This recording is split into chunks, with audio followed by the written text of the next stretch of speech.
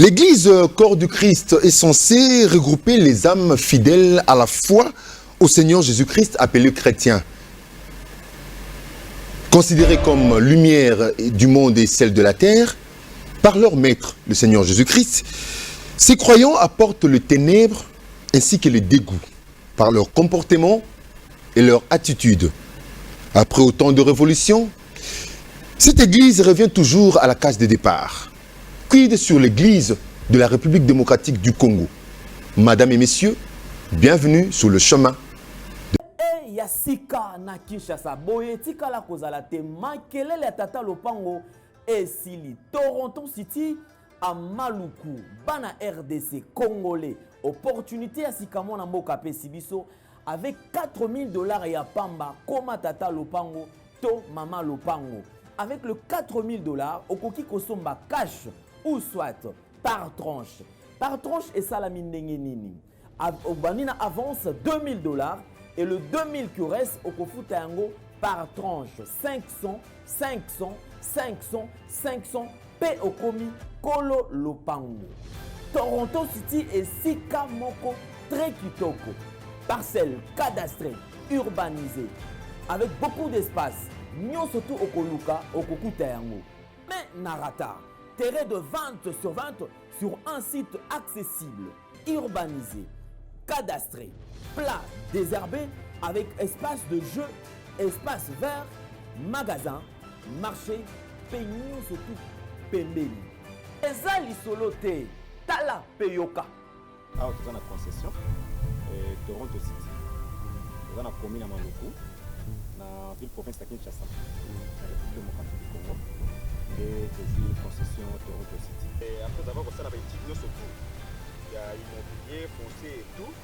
Il y a géo, localisation pour que tu puisses pouvoir faire la situation. Concession est bandit et si vous avez ma borne Oyo à deux entrées, raccourci à Makolo, na entrée Oyo, il y a Mutuka. Donc, raccourci à Makolo, c'est-à-dire à 15 minutes, vous avez déjà dans Makadam. Oyo Moulaï, c'est juste pour dévier, pour que les ailes soient fiables, de c'est ça. Dans la situation, surtout, nous avons les avenues, les grandes avenues de 8 mètres. Et des directions plutôt de 8 mètres et les avenues de 7 mètres. Alors que la parcelle de il y a 20 mètres sur 20 ou bien 400 mètres carrés. Voilà. Du fait que nous sommes juste à l'entrée, nous sommes National Cameraman pour que tu visites nous surtout. La réalité, vous voyez, les bornes sont là, les bornes cadastrales, et puis tu peux visiter nous surtout parce que c'est quelque chose à Moulaï. La situation est tellement facile. Komi Tata Lopango, Tona Komi Mama Lopango. Yoka pour tout contact. Je précise bien. Contact Yapoto Ezali.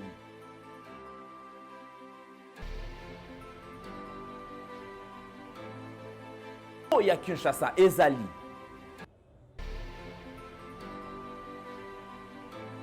Mbongo ya muke avec $4000 au Komi Tata Lopango. To Mama Lopango. Makelele ya Bayer. Bayo.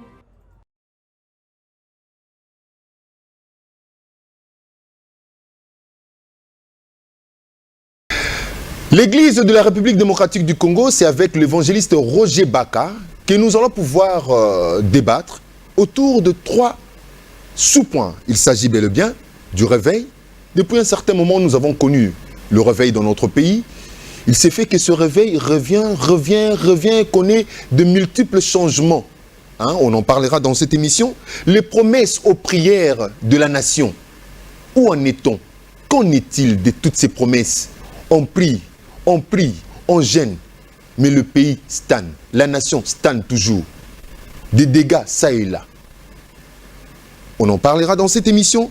Et pour clôturer le débat, la prophétie et la voyance au sein de l'église de la RDC est commis théâtre. Nous assistons à la théâtralisation de ce qui est sacré. On désacralise. Qu'en est-il? Bienvenue et bonsoir, évangéliste Roger Baka. Bonsoir Rémi, bonsoir à tout le monde qui nous suit à partir de la maison.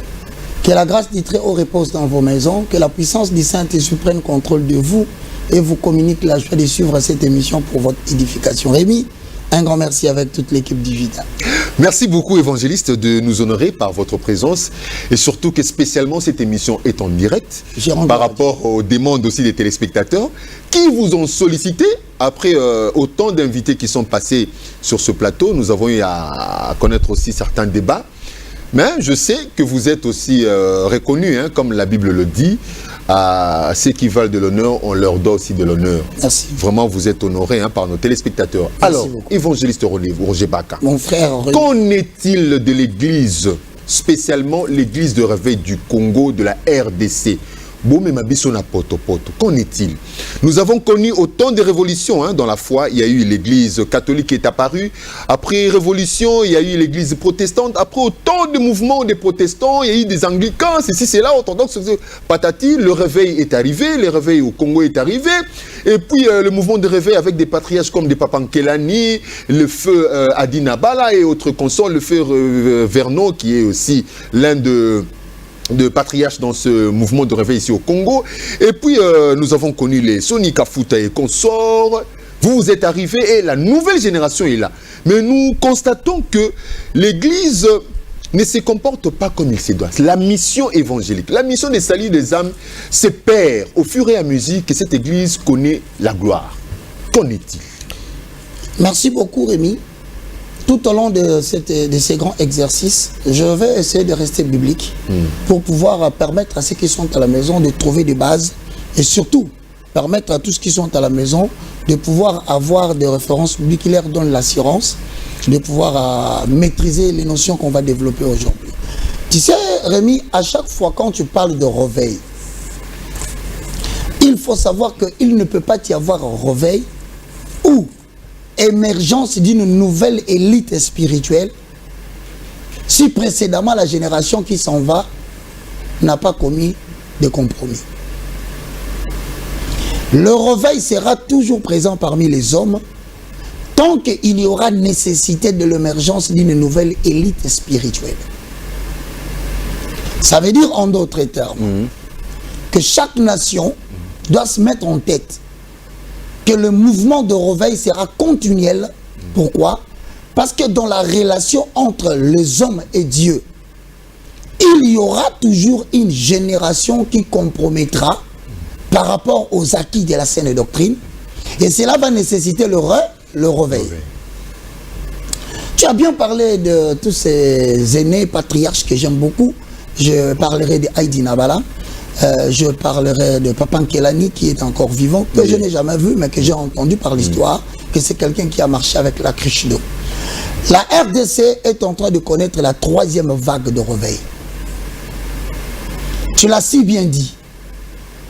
La première vague de réveil est venue avec Adi Nabala dans la démonstration du ministère de la puissance. Ce sont des gens qui n'étaient pas matériellement connus dans l'angle Éphésiens 4, 11 à 12, je paraphrase. Il a fait aux uns comme apôtres, prophètes, docteurs, évangélistes et docteurs et pasteurs pour le perfectionnement de ça. Ce sont des personnes qui ont l'art oratoire. Avec la première vague de réveil, nous n'avons pas connu ces gens-là. La République démocratique du Congo a bénéficié de l'apport étranger des gens comme des Billy Graham, qui sont des Renard Bonke, c'était T.L. Osborne, c'était beaucoup plus la démonstration de la puissance de Dieu. Les âmes se sont repenties, la magie a été abandonnée, l'occultisme a été arrêté, parce qu'il y a eu la démonstration de la puissance. Donc la première caractéristique du réveil du premier temps, c'est la démonstration de la puissance et cela a créé la repentance. 2. Après qu'il y ait une repentance, nous avons connu la deuxième vague de réveil, notamment avec le nom que tu as cité, entre autres du général Sonika Futa Rockman, que je respecte et que je salue, des apôtres Léopold Mutombo Kalombo, que je respecte et que je salue, et que sais-je encore. Mais quelle est la caractéristique de la deuxième vague de réveil? C'est une génération juvénile, c'est-à-dire Dieu les a pris jeunes. Contrairement à la première vague qui fut repris à un âge un peu avancé, et ils étaient pris comme de jeunes d'une génération, mais qui marchaient avec la puissance et qui marchait avec la démonstration financière de l'Éternel. C'est-à-dire qu'ils avaient des moyens financiers pour accompagner l'œuvre du ministère. C'est la deuxième vague. Maintenant, la troisième vague est en train d'arriver. C'est la vague qui marche avec non seulement les moyens financiers, c'est une vague qui va marcher avec la puissance de la connaissance. Assortie de la puissance pour la démonstration de la parole. Donc vous voyez que ça ne fait que s'ajouter. L'Éternel est en train d'ajouter un plus à chaque génération. Bon, que pouvons-nous dire? Je voudrais dire tout simplement que la deuxième vague de réveil, l'ensemble des patriarches qui ont été cités là, en même temps, non seulement qu'ils ont marché avec la puissance financière de l'Éternel, car Dieu voulait démontrer en eux la démonstration de la puissance des miracles, mais aussi la capacité financière de prendre en charge par eux-mêmes l'œuvre de l'évangélisation. Où se trouve maintenant le vrai problème? Le vrai problème se trouve au niveau de l'Ecclésiaste qui dit les humains doivent apprendre à les connaître. Une génération s'en va, une autre vient. Qu'est-ce qui provoque le départ précipité d'une génération? Voilà le vrai problème. Parce que l'Éternel est censé protéger une génération au point où il termine la mission que Dieu les a confiée. Donc Dieu les sacrifie aussi quelque part. C'est pour dire Dieu le précipite au départ. Wow. Quand est-ce que Dieu peut être obligé de repousser rapidement une génération, notamment par 3 fléaux? Écrit dans Ecclésiaste 10, 10, 11. S'il a émoussé le fer, il n'en a pas aiguisé les tranchants, il devra redoubler de force, mais la sagesse a l'avantage du succès. C'est Ecclésiaste combien? 10, 10 à 11. Si le serpent mord, faute d'enchantement, quel avantage pour l'enchanteur? Je rentre maintenant pour te donner les causes du départ précipité d'une génération. Lorsque tu vas dans le livre de 1 Samuel chapitre 3, nous assistons à un scénario comparable à celui de la République démocratique du Congo. C'est quoi le scénario? C'est qu'il y a un monsieur qui s'appelle le sacrificateur Élie. Pas Élie le prophète Tishbite, nous sommes dans 1 Samuel au chapitre 3. Qui était souverain sacrificateur? Avec ses 2 enfants, regarde bien, la paternité joue déjà un rôle. C'est l'erreur précipitée qui va faire avancer tout le patriarche que tu as cité ici en tant que le patriarche du deuxième vague de réveil. Quelle est la première caractéristique? Cela est identique à la situation des sacrificateurs. Il avait 2 enfants. Ophni et Phiné. Le problème qui provoque le départ précipité de la deuxième vague de réveil ainsi que ses patriarches, ça s'appelle en bon français l'indulgence parentale dans le ministère. Vous allez remarquer la même erreur s'est faite aujourd'hui. Et ça va précipiter leur départ. Pourquoi? Parce que les enfants Ophni et Phiné, lorsque tu vas dans le livre de 1 Samuel, au chapitre 2, le verset 18, je paraphrase. 1 Samuel, chapitre 2, le verset 18. Samuel était au service devant l'Éternel, le prophète. Il était au service. Mais si tu vas vers le verset 22 du livre de 1 Samuel 2, Élie était fort âgé. Et il a appris comment ses fils agissaient à l'égard de tout Israël. Il a appris ainsi qu'il couchait avec des femmes qui s'assemblaient à l'entrée de la tente d'assignation. C'est-à-dire, nous avons une génération de parents qui estiment que la meilleure façon de conserver le ministère, c'est de le confier à son fils. Mais le problème, c'est que, à la ressemblance d'Élie, ils savent que leurs enfants sont en train de profaner l'œuvre de l'Éternel, notamment en couchant avec les femmes dans le lieu saint, notamment en désacralisant le sacré, en faussant la justice, en falsifiant les Écritures, ils demeurent indulgents. Or, l'indulgence parentale provoque non seulement le départ du père, mais précipite aussi le départ du fils. Voilà maintenant, face à cette organisation de gens qui veulent confier le sacerdoce à leurs enfants pour le pérenniser ainsi, Dieu prend des précautions par rapport à eux. Qu'est-ce qu'il fait? Il ne suscite pas un successeur dans la maison d'Élie. Il va prendre une femme à l'extérieur.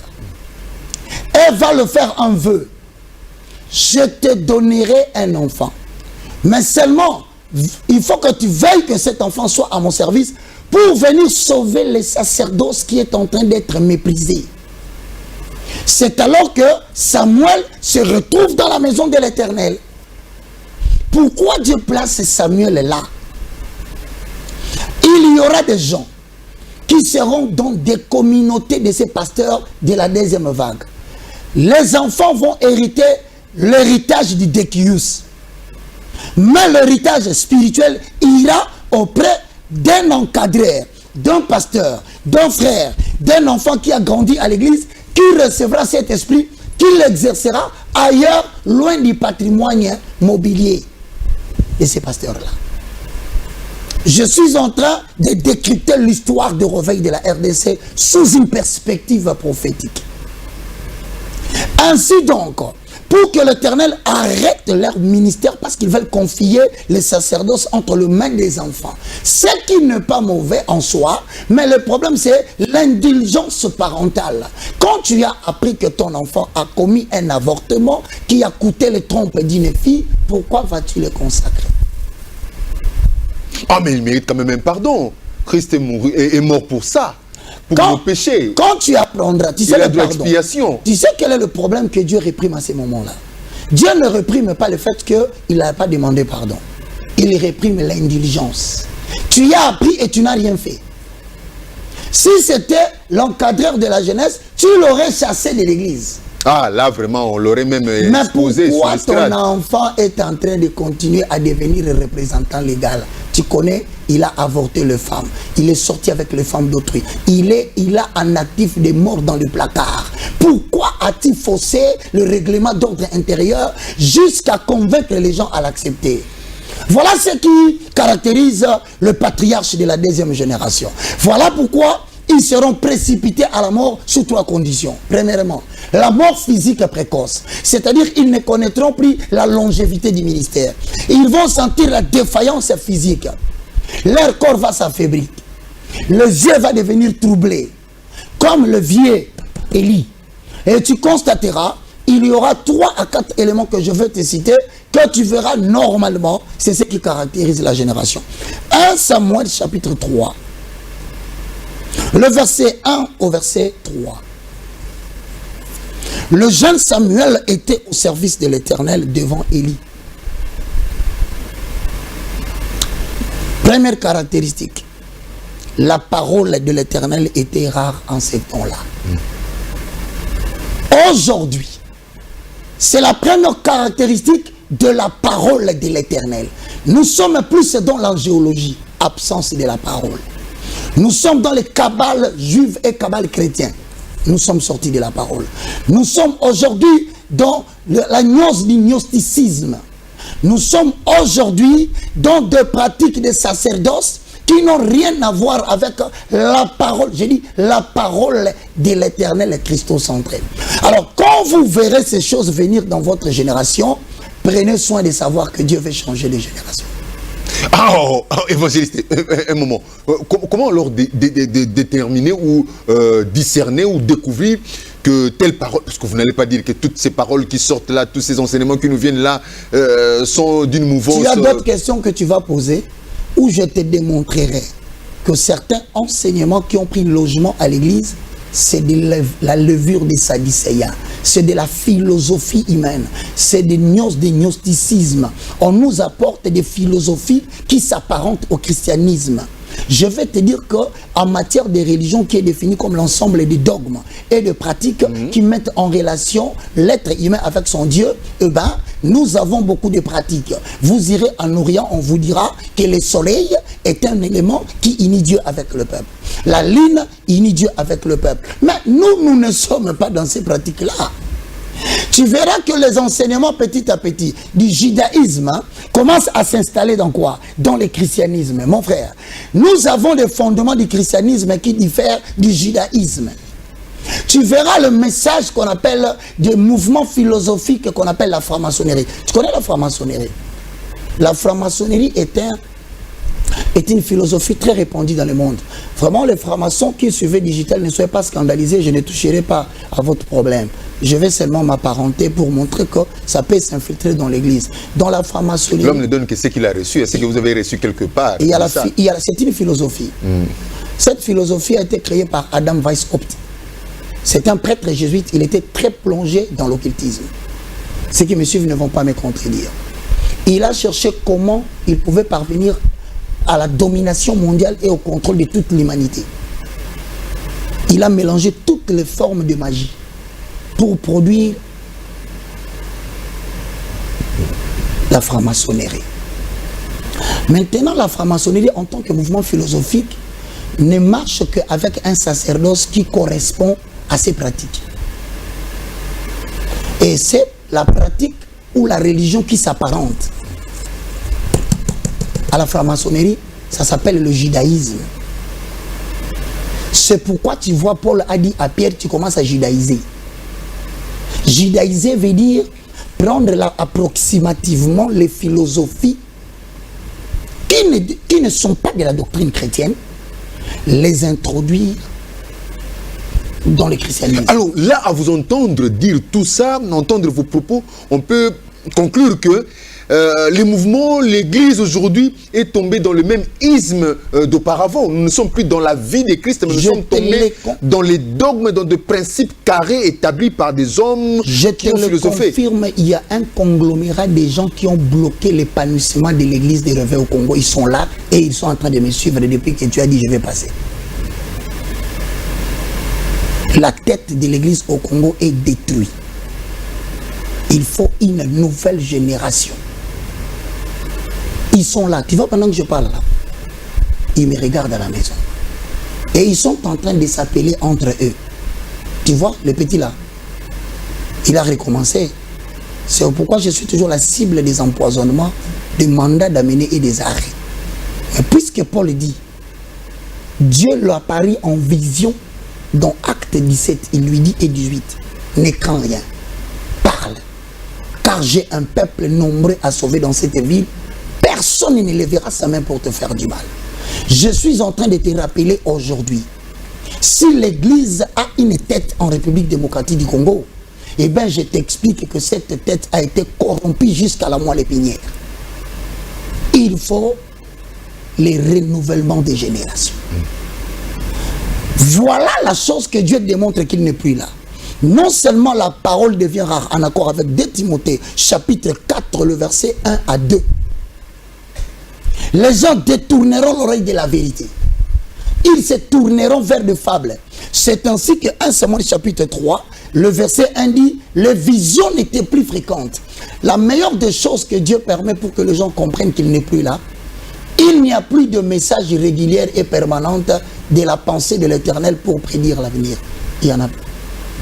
C'est ainsi que Congo, dans l'angle politique, qui a encore compromis davantage, la nation va tourbillonner à moindre faux pas.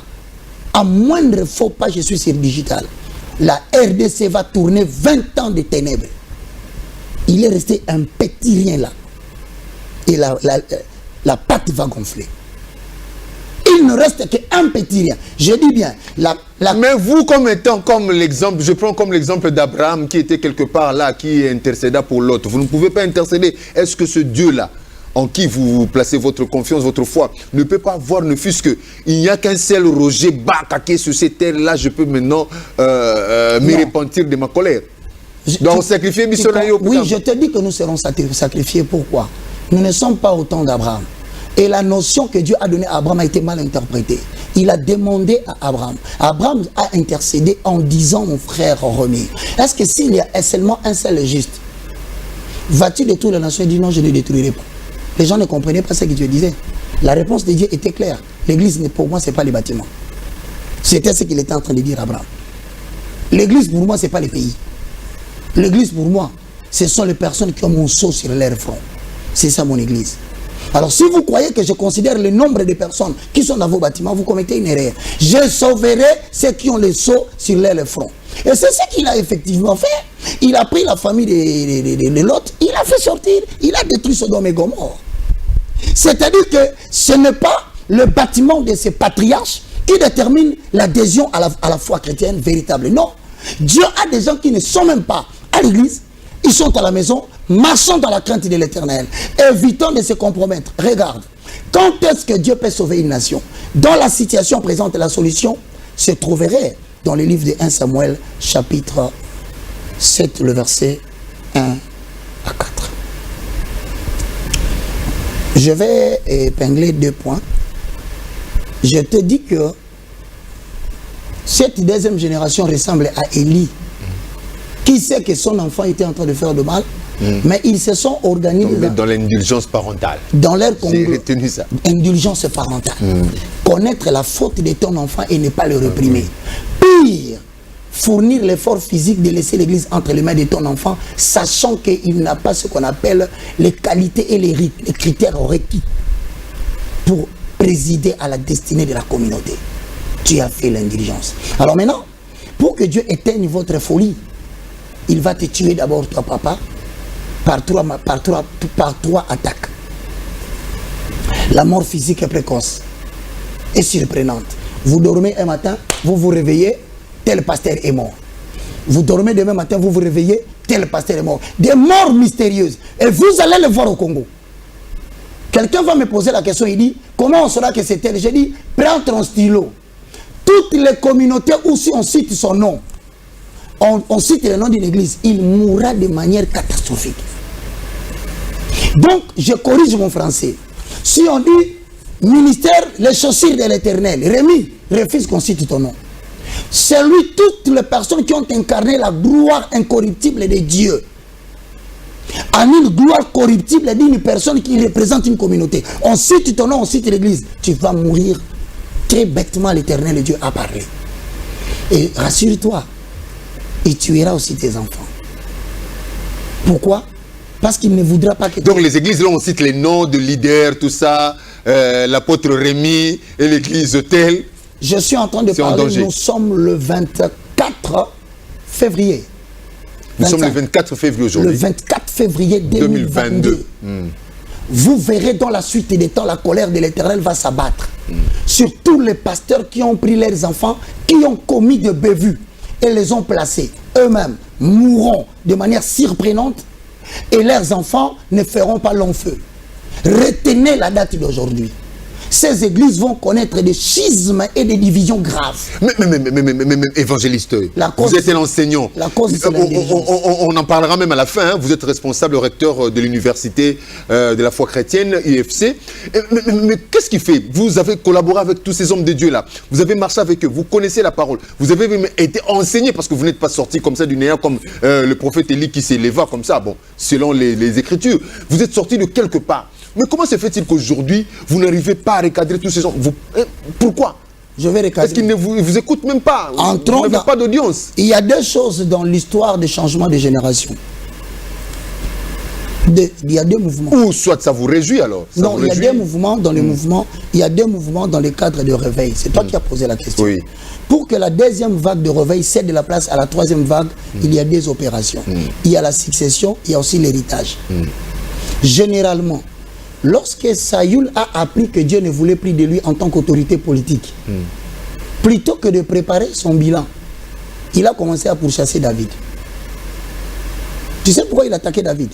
Parce qu'il connaît la promesse faite en Juda, dans le livre de Genèse 49. On dit Juda, le sceptre de commandement ne s'éloignera jamais de Juda. Il ne faut pas, lorsque tu sens que Dieu te quitte, que tu commences à chercher quelles sont les personnes qui ont la promesse de la chaise que j'ai, du pouvoir que j'ai ou de l'église que j'ai. Tu vas commencer à catalyser rapidement la manifestation de la gloire de Dieu. C'est ça le problème. Il y a de ceux qui ont compris qu'ils ont compromis et ils sont en train de se préparer à partir. Mais il y a de ceux qui veulent s'imposer tout en tentant de détruire ce que Dieu veut continuer avec.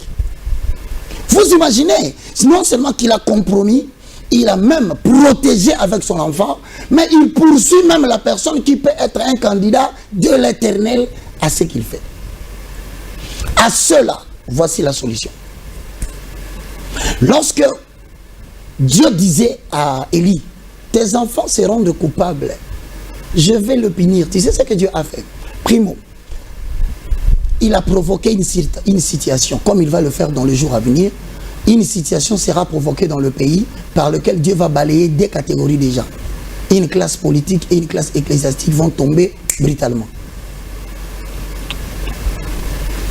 Tu as retenu ce que je dis? Oui. Dieu, on l'appelle le maître des temps et des circonstances. Regarde dans quelles circonstances il va protéger la nouvelle classe qui est Samuel.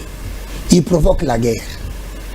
Dans cette guerre, il demande aux deux enfants de Ophni et Phiné d'Élie d'aller en guerre. C'est une situation provoquée par l'Éternel pour changer le pouvoir des maisons, pour faire quitter le pouvoir de la maison d'Élie et l'amener dans la maison de Samuel. Mais pour que cette mutation se fasse en paix, Dieu doit enlever ces gens-là pour qu'ils ne compliquent pas la vie de Samuel. C'est de la même façon comme Moïse voulait élever Josué. L'Éternel a commencé par faire partir la génération d'Aaron. Ils sont morts pour que l'accès dans le livre de Deutéronome 34, le verset 5 à 11 de Josué se fasse tranquillement. Nous autres, s'il est vrai que nous allons devenir des patriarches pour cette nation demain, mais nous sommes l'objet de guerre, il faut que Dieu puisse balayer ces gens-là, afin qu'ils ne nous fassent pas de complications inutiles quand Dieu va nous élever. Je ne suis pas seul, il y a 7000 qui parlent le même langage que moi, mais qui ne sont pas encore apparus à la télé. Mais qu'est-ce qu'il faut pour les sauver? C'est la question que tu as posée. 1 Samuel chapitre 7, le verset 1 à 4. Les gens de Kirjat Jéarim vinrent et firent monter l'arche de l'Éternel. Ils la conduisirent dans la maison d'Abimadad. Sur les collines, ils le consacrèrent son fils Éliézar pour garder l'arche de l'Éternel. Il s'était passé bien de temps depuis le jour où l'arche avait été déposée à Kirjat Jéarim. 20 années s'étaient écoulées. Alors toute la maison d'Israël poussa des gémissements vers l'Éternel. Dieu peut provoquer ce qu'on appelle une situation de complications sans précédent politico-économico-ecclésiastique. Malheureusement, c'est ce que le Congo vit. Nous entrons de plein pied dans un marasme politique, économique, ecclésiastique. Tous les trois domaines seront ébranlés. Pourquoi? Dieu veut nous mettre dans une situation où tout le monde qui a péché reviendra auprès de lui pour demander pardon. Mais avant de demander pardon, il va frapper politiquement, il va frapper économiquement et il va frapper ecclésiastiquement. Alors, oui. 3, tu demandes la solution. Oui. Alors Samuel dit à toute la maison d'Israël, si c'est de tout votre cœur que vous revenez à l'Éternel, ôtez du milieu de vous les dieux étrangers et les Astartés. Dirigez vos cœurs vers l'Éternel. 4. Et les enfants d'Israël ôtèrent au milieu d'eux de Baal et d'Astarté. Donc, si nous voulons aujourd'hui que ce que je suis en train de dire n'arrive pas, je regarde les autorités politiques. Quand je dis politique, je commence par les cours et tribunaux, je prends le Sénat, je prends le Parlement, je prends la présidence, parce que c'est eux qui président à la destinée politique de la nation. Je le regarde en face, je leur dis, si vous ne ôtez pas du milieu de vous les dieux étrangers, les Astartés, si vous dites non à ce que je dis, préparez-vous dans les jours à venir, avant qu'on atteigne le mois de juin, une pluie diluvienne va tomber dans ces pays, tout sera englouti. Mais le dieu Astarté, là, c'est un peu péjoratif. Ça veut dire quoi? Ça veut dire Kankar, ça veut dire Maïkari, ça veut dire franc-maçonnerie, ça veut dire tout ce que tu connais dans ces pays. Il faut les ôter de ces pays. Ça, c'est la mission d'un prophète pour la nation. Samuel l'a dit. Tu as vu, on a poursuivi Samuel. Non, il a dit, si c'est de bon cœur, vous voulez que Dieu visite la RDC. Si vous voulez que Dieu le visite de bon cœur, moi, le prophète aussi, je vous dis, ôtez les dieux étrangers du milieu de vous. Sinon, vous avez 20 ans. Sur le plan économique, vous connaîtrez des inflations à caractère vertigineux. Voilà. Vous connaîtrez les augmentations des prix à caractère miraculeux. Vous connaîtrez ce qu'on appelle, je ne sais pas comment vous expliquer, une crise alimentaire sans précédent. Vous allez chercher par tous les moyens pour régler les problèmes. C'est l'Éternel qui est l'auteur. Maintenant, sur le plan ecclésiastique, demandez à la génération des deuxième vague de réveil. C'est toi qui connais bien les noms. Dites-leur, quittez le judaïsme, quittez la Kabbalah avec K, juive, et quittez la Kabbale chrétienne avec C. Cette histoire ne vous apportera nulle part avec le pratique des habits des sacerdoces. Vous êtes dans les sacerdoces lévitiques qui n'a plus de place dans les sacerdoces actuels. Vous risquez de vous mettre en compromission avec Dieu, avec vos messages des anges. Si vous regardez l'Ancien Testament, vous allez entendre dire l'ange de l'Éternel à Paris. L'ange de l'Éternel à Paris. Mais curieusement, depuis que le Saint-Esprit a fait son introduction dans les temps, le paraclet, le communicateur indispensable de la grâce, la troisième personne de la divinité, le Saint-Esprit, celui qui nous capacite de toutes les choses. Depuis qu'il a fait son entrée, apparemment, la mention ange de l'Éternel dans le Nouveau Testament s'est effondrée. C'est pour dire quoi? Ne continuons pas dans la ligne où le sacerdoce est en train d'aller. D'abord, la première confusion. Dieu a sémé la division. Cette division veut dire quoi? Au sein de l'église de réveil au Congo, Dieu a frappé. Division. Au sein de l'islam, Dieu a frappé. Division. Au sein du catholicisme, pro-pouvoir, non-pouvoir, Dieu a frappé. Avec quels yeux voulez-vous voir? Ne voyez-vous pas que Dieu est en train d'ébranler politiquement et économiquement et ecclésiastiquement toute nation? Il faut que les gens se répandent. Dieu est en colère contre les autorités ecclésiastiques et les autorités politiques de la RDC. C'est clair et net, je vous le dis, vous ne circulez pas dans la rue. Si ça continue dans la lyre que ça va, les gens n'abandonnent pas les Astartés, le dieu de Baal, l'angéologie, la nécromancie, la chiromancie, tout ce qu'on nous raconte, le prophétisme à caractère théâtral. Voilà, nous comprenons déjà directement que le réveil est compromis au Congo, donc on ne sait pas où on est, mais du moins, notre invité, l'évangéliste Roger Baka, a bien dit Dieu s'est réservé 7000 autres qui n'ont pas encore commencé à parler comme lui. Plus fort que moi. Plus fort que lui. Ils sont en Europe, donc, au Sénégal, au Gabon, partout au d'ailleurs, Bénin, dispersés dans France, le monde. Dispersés dans le monde. Vraiment. Mais ils vont faire leur entrée lorsque Dieu aura fini de balayer la génération très avec leurs enfants. Alors ces derniers propos nous permettent déjà d'engager le deuxième sujet, qu'il s'agit de promesses aux prières de la nation. Vous avez toujours été là, nous avons été associés, ça et là, par des hommes de Dieu comme vous, des éminents serviteurs de Dieu, qui tous qui tiennent ces bouquins que vous avez entre vos mains, vous en avez deux modèles, qui est la Bible, et jusqu'en ces jours, la nation tergiverse, la nation tremble, la nation se balance ça et là. Qu'en est-il de vos prières? Vous avez promis tout. Bon, tout en commençant par remercier les efforts louables du chef de l'État, le président Félix Antoine, des efforts qu'il a fournis pour nous amener au stade, afin que la nation puisse se repentir et consacrer la nation entre les mains de l'Éternel. Ils ont utilisé l'alliance que Dieu a donnée à Salomon. Normalement, c'est aussi une promesse dynastique de la dynastie de David. Cela est griffé dans le livre de 2 Chroniques, chapitre 7, le verset 14 à 21. Pour ceux qui veulent bien le lire, pour comprendre où va la RDC, il suffit seulement de regarder la phrase qui a été utilisée au stade. Je dis, je remercie le chef de l'État pour cet exercice. Mais quel n'a pas été mon regret? La classe ecclésiastique qui l'a accompagné. Quand Dieu voulait donner des promesses élevées, en commençant par Genèse 12 à Abraham, il s'est arrangé de prendre une famille à qui il a remis des ordres des Lévites, de se consacrer, pour protéger l'élévation politique de leur nation. S'ils ne le protègent pas, ils renversent les lois spirituelles, ils vont faire tomber la couronne politique. Malheureusement, la nation était consacrée entre les mains de Dieu, comme tu viens de le dire. Tu penses que ça va? À ton humble avis, on est en train de s'entretenir. Le pays va bien? C'est moi qui pose des questions, puisque je l'ai déjà soulevé ici, je voulais poser des Si questions. le pays ne va pas bien, donc il y a une situation de succession, mais à tendance péjorative. Ça dit que la souffrance, celui qui est venu à succéder, il a ramassé une souffrance à main. Et il ne peut pas s'en dédouaner parce qu'il est le chef. Il assume l'actif et le passif.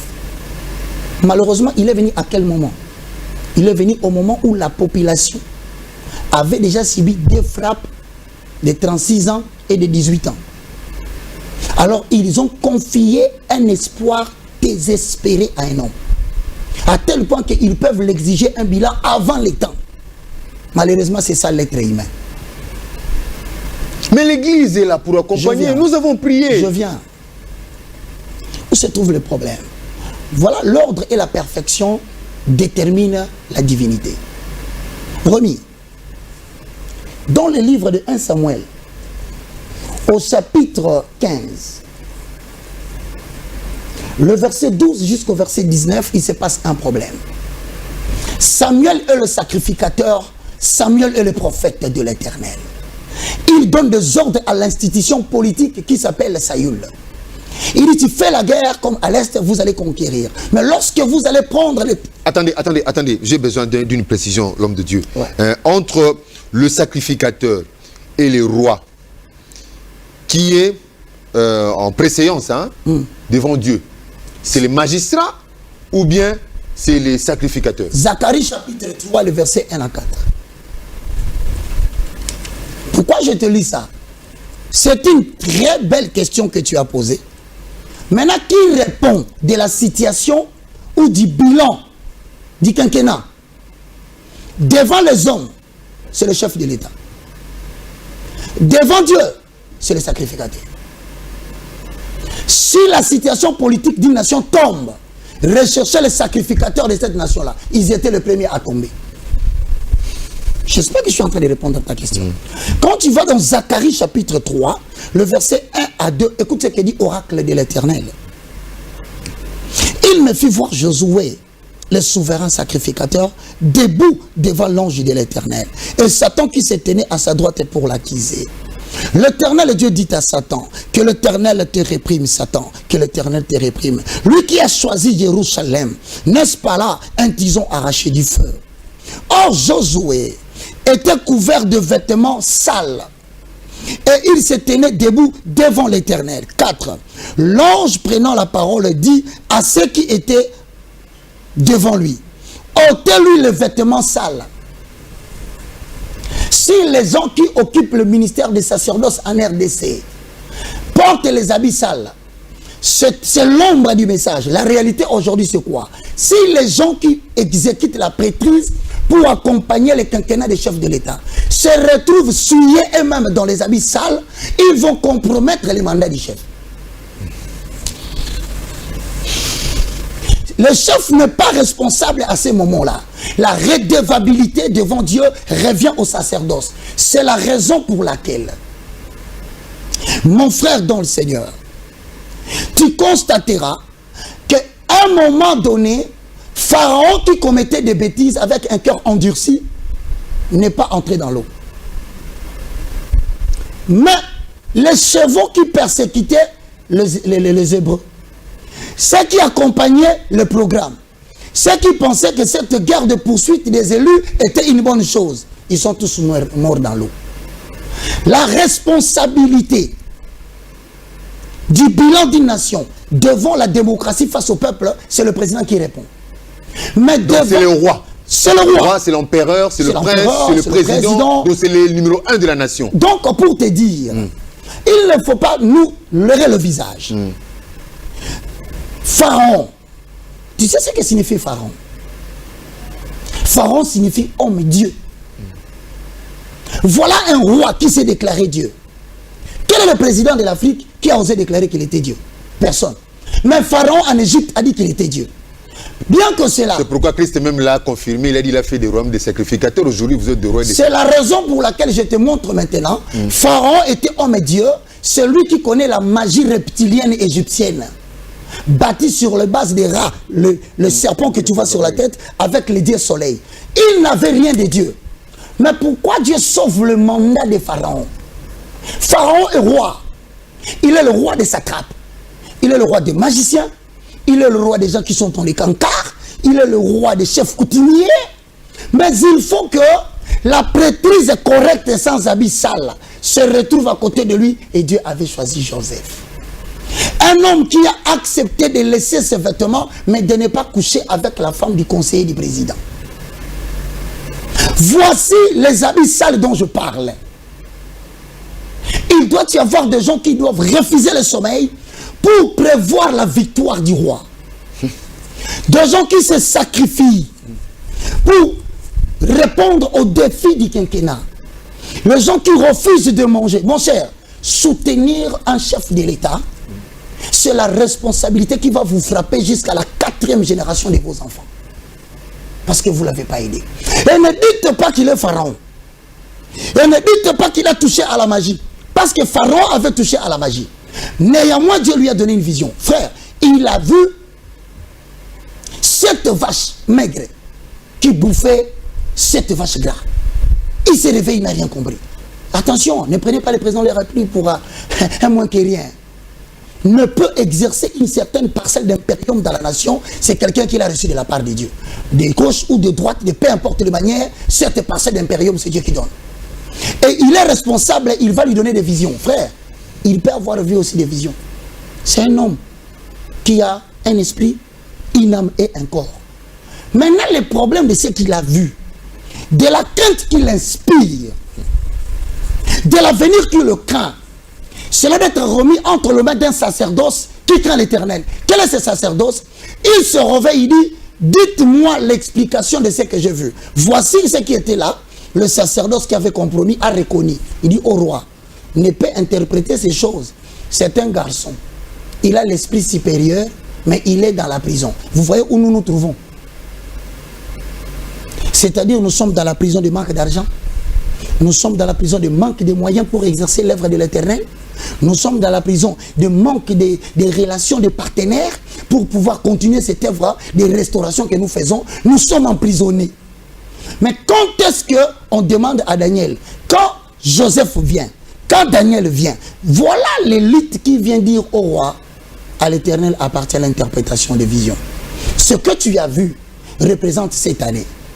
Mais l'Éternel Dieu te montre aussi que vous devez faire un travail de provision. Ça, c'est l'intelligence qui ne vient pas de l'école diplomatique. C'est l'intelligence qui ne vient pas de relations bilatérales avec les frontières. C'est l'esprit supérieur qui vient de Dieu qui sauve la nation. Et ces gens-là, on ne les choisit pas. C'est Dieu qui les impose dans le pays. Voilà pourquoi Joseph va faire la provision de 7 ans pour faire la protection de 7 années de vaches maigres. Mais maintenant, imagine que je suis en train de te dire que nous allons frôler les risques de faire 20 ans encore dans l'oubli. Si maintenant Dieu ne veut pas que le peuple entre dans l'oubli, il va exercer sa suprématie en tant que maître des temps et des circonstances. Ce qui n'est pas agréable. Quand il descend lui-même pour arrêter quelque chose qu'il ne veut pas. Alors tu me dis, qu'est-ce que nous devons faire, mon frère? Nous sommes en train d'annoncer les oracles de l'Éternel, enlever les vêtements sales. Qu'est-ce que j'appelle vêtements sales? Si c'est Jésus-Christ qui vous a sauvé, hé, pasteur, tu as oublié où tu étais. Tu as oublié d'où Dieu t'a ramassé. Ah, ministre de la deuxième vague de réveil, tu as oublié que toi tu dormais affamé. Aujourd'hui, Dieu t'a donné le privilège d'être à côté de l'autorité. Tu commences à compromettre avec les habits sales. Israël revient à l'Éternel. Très cher pasteur élevé en dignité, je vous en conjure par la compassion de Christ. Comment va sombrer? Revenez auprès de l'Éternel. Nous allons tous souffrir ici si vous ne revenez pas. Et voilà la raison pour laquelle l'ange dit, ôtez-lui le vêtement sale. C'est quoi le vêtement sale? Un homme de Dieu ne peut pas avoir de coloration politique. Donc, pour conclure sur ce point, parce que le temps nous est imparti, nous aurons aussi des messages. On ne peut pas avoir des serviteurs de Dieu de l'union sacrée. Ça n'existe pas. On ne peut pas avoir des serviteurs de Dieu de la FCC, ça n'existe pas. On ne peut pas avoir des hommes de Dieu alliés à l'ECD. Non, l'homme de Dieu, il est impersonnel. Et les pasteurs spéciaux là pour des regroupements. Voilà. Des gens qui se chargent de compromettre davantage la situation du Congo lorsque l'autorité politique a même une bonne intention. Ils les récupèrent en bas. Ils sélectionnent des gens et ils évitent des catégories de gens qu'on appelle des Michés. Parce que Miché, quand il vient, on lui dit, nous avons tous prophétisé pour le roi qu'il vivra longtemps, qu'il va vaincre. Toi aussi, dis la même chose pour gagner un paie de 20 000 $. Je ne le ferai pas. Merci beaucoup, évangéliste Roger Baka. Je pense que ces téléspectateurs, vous êtes nombreux à nous envoyer des messages. Nous allons essayer de lire. Et cela, c'est le vent de l'Afrique. Avant la fin. Hein. Rémi, c'est le vent de l'Afrique. Le lion de la tribu de Juda est en train de tourbillonner dans la mutation de puissance. Les États-Unis, l'Europe va perdre sa force. Dieu est en train de muter la puissance vers les autres mondes. Et les premiers en puissance mondiale économique vont tomber. Cette mutation créera une crise dans le monde entier. Mais la RDC risque d'avoir une situation grave à cause de la compromission ecclésiastique et politique, assortie d'une complication économique. Pire, cette situation arrive au moment où les nations africaines sont en train d'apprendre la démocratie. Les caires non préparés à l'échec électoral. Tu vas demander les opposants du Congo, ils te disent, si moi je ne réussis pas. On aura une émission spéciale comme ça sur le positionnement de la RDC par rapport à la volonté de Dieu. Ça traîne, ça descend, tu vois. Le mouvement est en train de descendre, pourquoi? Vraiment. À un moment donné, on a imposé à tous les présidents africains d'entrer dans la franc-maçonnerie pour qu'ils aient la protection et la sécurité. Mais comme le vent du christianisme est en train de se réveiller avec notre vague de réveil, le coup d'État se fond. Pourquoi? On est en train de renverser les hôtels de Bâle pour laisser le peuple dans les néants, qu'on reprenne à zéro. Et ce mouvement-là va tourner l'Afrique centrale, va tourner l'Afrique noire que tu as vu. Ça va commencer avec le Maghreb, hein? Le printemps arabe. Maintenant, c'est le printemps noir.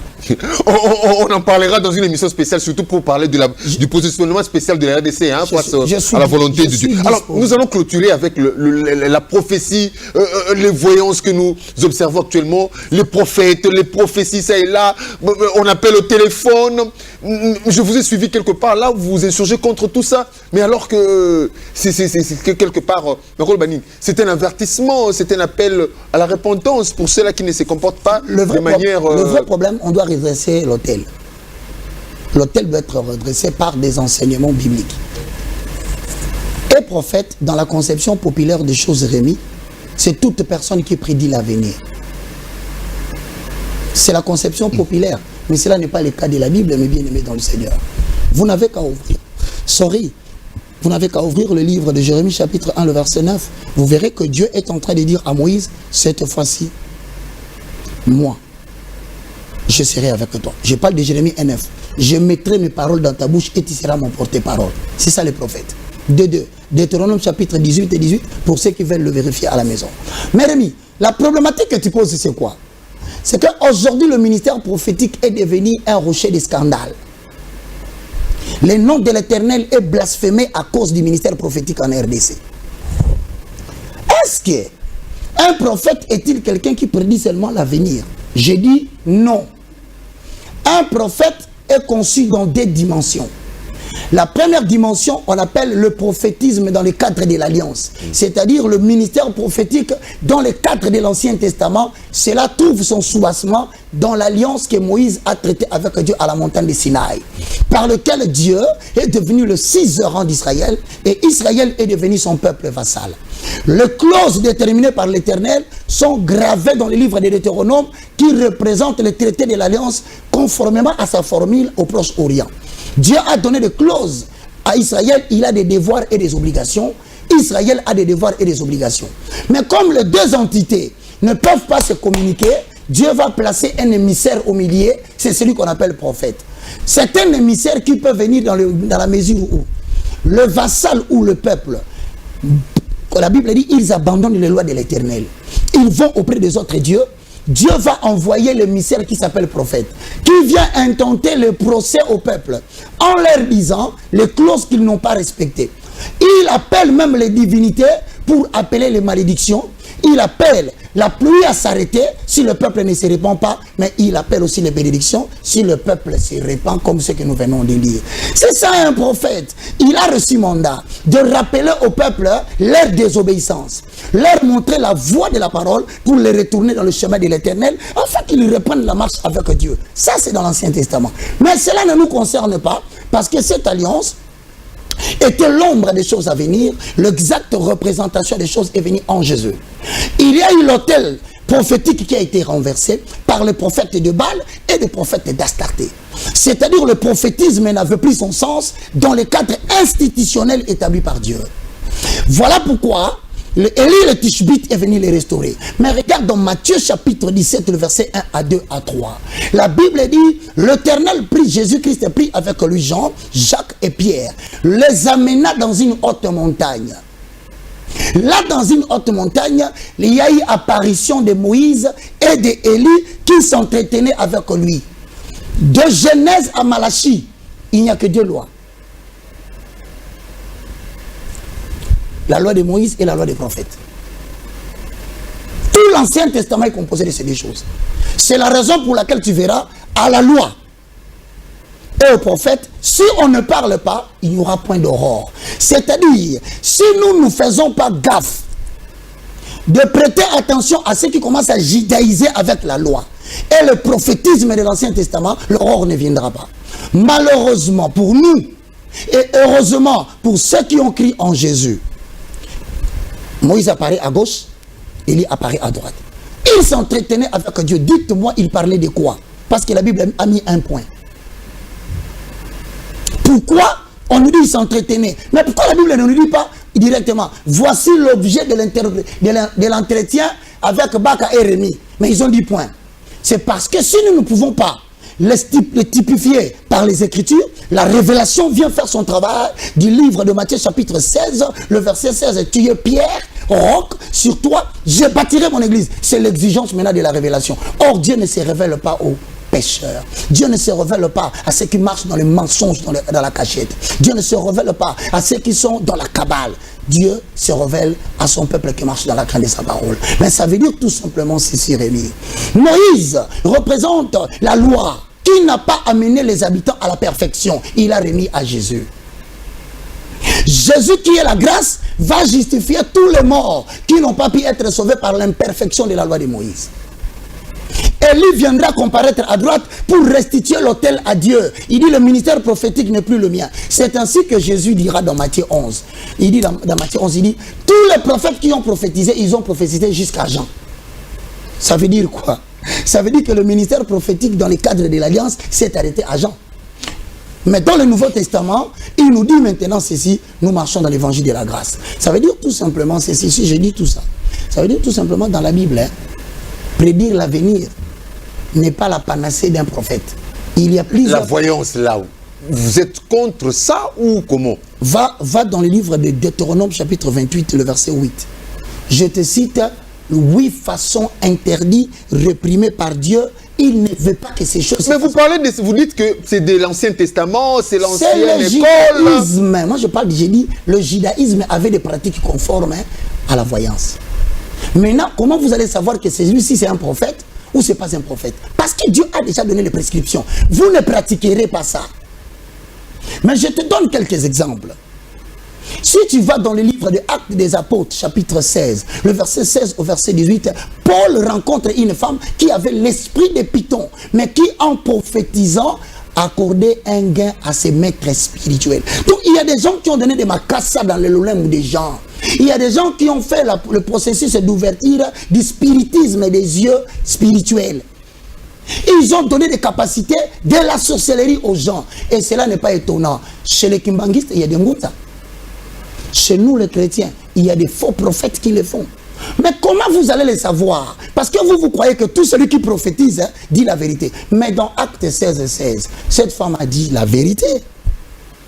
Ces gens sont des serviteurs de Dieu. Était-ce faux que Paul n'était pas serviteur de Dieu? Oui. C'était vrai, il était serviteur. Il vous annonce l'évangile vrai. Est-ce qu'elle a dit les mensonges? Elle a dit la vérité. Mais quel était le problème? La source. Donc c'est que quelque part aussi, dans l'évangile, on peut avoir de la voyance, mais qui contribue à l'œuvre du salut. La voyance peut prédire l'avenir. Anouka peut opérer des miracles prévisibles. Le miracle, c'est quelque chose de spectaculaire qu'on ne prévoit pas. Mais dans les enseignements de Anouka, on peut prévoir des miracles et les réaliser. Je suis en train de te dire des choses dont les propriétaires sont au rouge. Pendant que je parle avec toi, ils sont montés, mais je ne veux pas aller plus loin. Je ne veux pas vous déranger, je rentre dans la question qu'on m'a posée.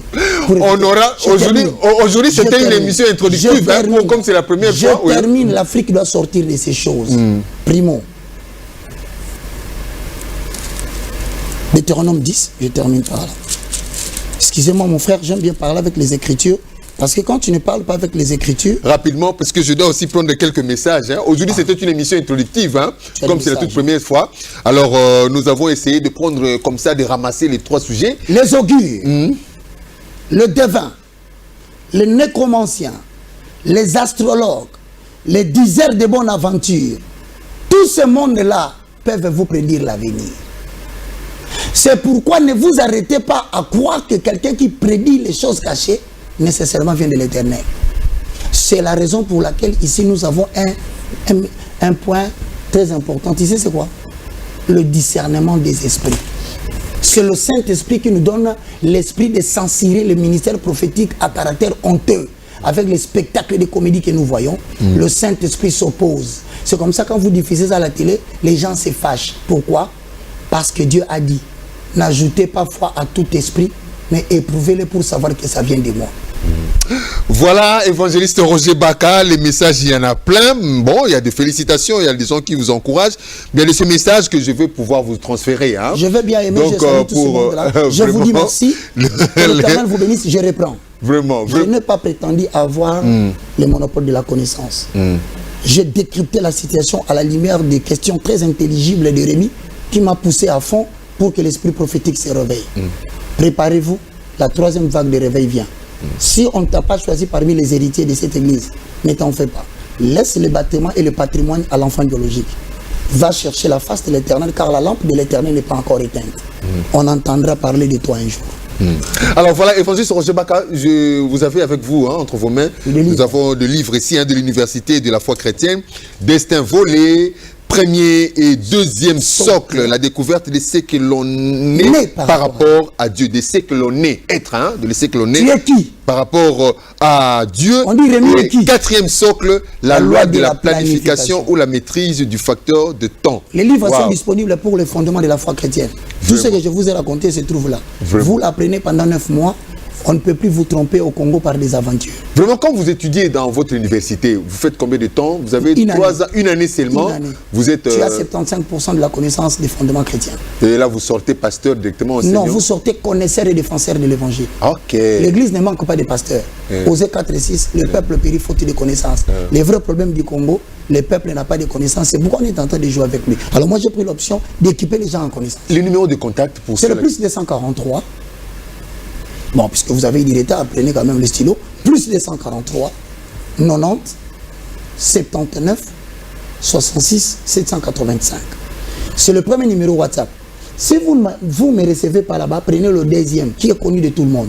C'est le plus 243, 9, 98, 82, 0, 0. Oui, encore 0. À la fin, c'est 4. Ou vous passez par Rémi pour m'atteindre sur WhatsApp. Que l'Éternel suscite une nouvelle génération, qu'il bénisse la présidence de la République, qu'il bénisse le Sénat, le Parlement, les cours et tribunaux, ainsi que le peuple congolais. Que l'Éternel évite cette pluie diluvienne qui est devant nous, au nom de Jésus-Christ. Amen. Merci à vous tous de nous avoir suivis, de l'attention particulière que vous avez prêtée à cette émission. Nous l'avons voulu spéciale pour vous, pour nous permettre d'avoir aussi une certaine lumière sur cette question, hein, qui taraudait notre esprit. Merci beaucoup à l'équipe technique qui nous a soutenus pour les succès de cette émission. Jean-Paul Betambe à la réalisation. Merci beaucoup à toi aussi, mon fils Urbain Mandoudi, de m'avoir assisté depuis le matin jusqu'à ce soir. Merci beaucoup à toute la grande équipe de Connexion Plus 243, hein, de nous soutenir. Merci, on se retrouve prochainement pour un nouveau numéro sur le chemin de la vérité. Toujours sur le chemin de la vérité, avec un réel et le même plaisir. Portez-vous bien à vos maisons. Au revoir. Au revoir.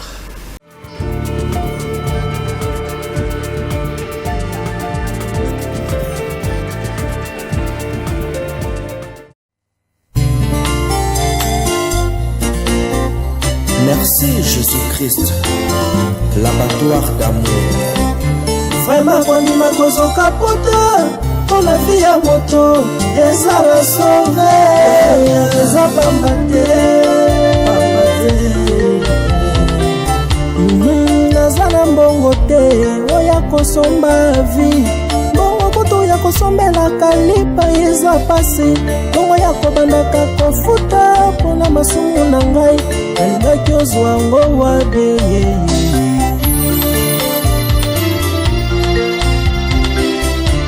Ngabeza na mbongo te, oya kosomba vi. Mbongo kutu ya kosalela provision kotia na ndako pasi. Mbongo ya kobandaka kofuta mpona masumu na ngai. Nalingaki ozwa ngo wabe nasombaka ntaba mobimba, nasombaka ngombe mobimbe mpo nakende kotumba ngo mpo nazwa bolimbisami ya masumu na ngai.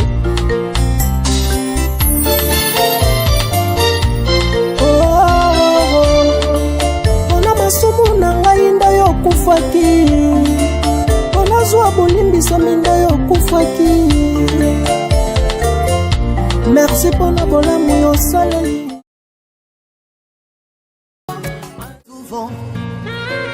Car c'est toi notre consolateur, car c'est toi notre libérateur.